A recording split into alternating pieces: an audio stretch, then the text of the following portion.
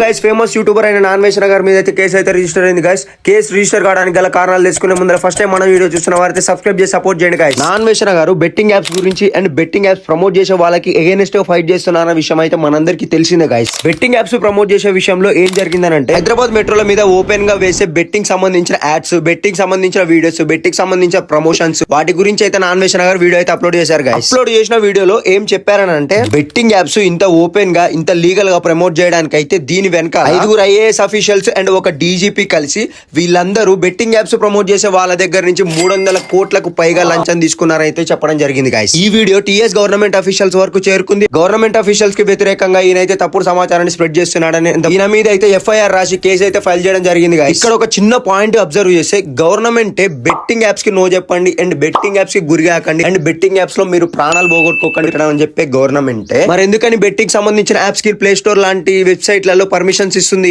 అని అయితే నాకు డౌట్ అయితే వచ్చింది. మీరు మీ ఒపీనియన్ అయితే కామెంట్ చేయండి గైస్. ఇలాంటి మరిన్ని వీడియోస్ కోసం మన పేజ్ అయితే సబ్స్క్రైబ్ చేసి సపోర్ట్ చేయండి గైస్. Thanks for watching.